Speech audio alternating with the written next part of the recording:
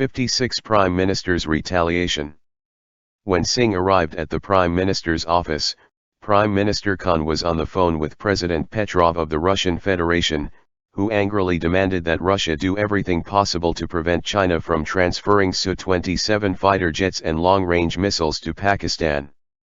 Petrov reluctantly said that this possibility is not very high, because China has been imitating the production of the series of aircraft.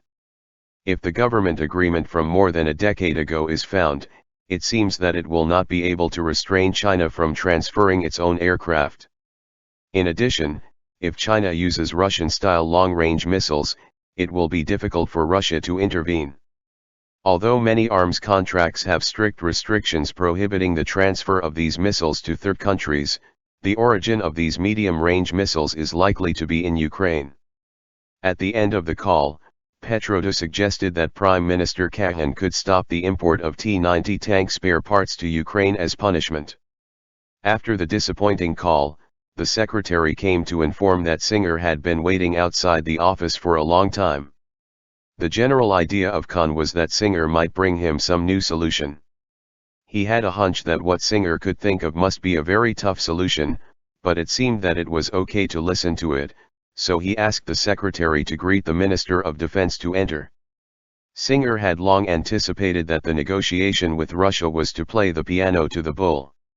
Just as it was impossible to prevent China from using Russian engines on the Raiden fighter jets, Russia's diplomacy always followed the immediate interests, and they were closely watching every possible appearance on the battlefield. Copper, if the increase in wartime can make India consume more aircraft and other weapons, which is undoubtedly what Petrov is willing to see, within 2 months, the greedy Rosoboronexport will find another reason to launch a new round of price hikes.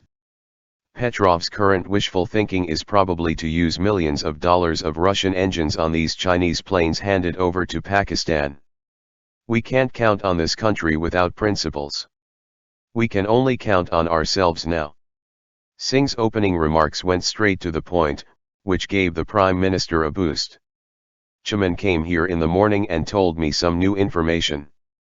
China transferred 10 of their imitation Sukhoi fighter jets to the Pakistan Special Flight Squadron, Air Force Combat Training Squadron, which is a training force composed of top talents. They easily replenishing the losses of the 5th Squadron. The news of Chief Chairman is always too slow. He spends too much money in Hong Kong, and he has no idea that Pakistani pilots can quickly adapt to these heavy aircraft. This shows that in the past many years, Chinese and Pakistani air forces have been flying each other's planes. Don't talk about that.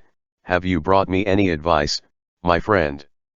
Yes, sir, I think it's time for the Chinese to pay some price. Now, if we don't stop them from helping Pakistan decisively, they will be more reckless in the next step.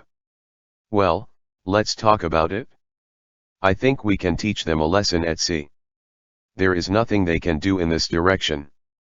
You mean to intercept their merchant ships? Yes, according to international law, our Navy can conduct some necessary inspections of their merchant ships. On the high seas? On the Indian Ocean. Singh modified the teacher appropriately. He has always felt that the Indian Ocean is not the high seas. Go on. Khan hesitated for a while, and encouraged Singh to continue. Using helicopters and warships to board their cargo ships for inspection and release, I think such a warning is enough. But I'm afraid this will backfire. Boarding the ship directly will anger China. Especially our trade with China. It didn't stop. Then, in the name of a military exercise, forcibly drive the Chinese fleet to change course. Or fire a few shells in the direction of their cargo ships, Singh continued, increasingly taking his words out of line with what a senior official should be. Some height. You let me think about it. I have to think about it, said the Prime Minister, as if he didn't quite like the reckless actions of the Secretary of Defense. The next night, the destroyer Mumbai, which was cruising 400 nautical miles southwest of the Maldives, suddenly received a new order to suspend the routine anti-submarine mission, and formulate a new route according to the new target area. A Chinese-flagged bulk carrier Jinwang intercepted and refused to board the ship, but it must be forced to leave the original channel with a warning and not allowed to enter the port of Karachi.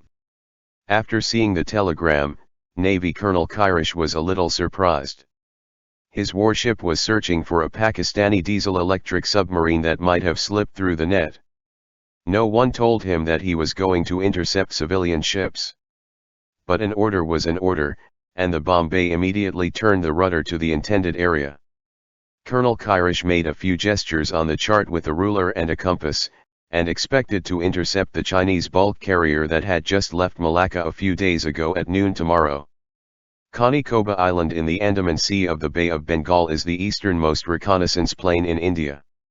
The Indian Air Force base on the island has been monitoring ships from various countries entering and leaving the Strait of Malacca, so according to these accurate information, the colonel is very clear about this. How long will it take for Chinese cargo ships to reach their destination ports?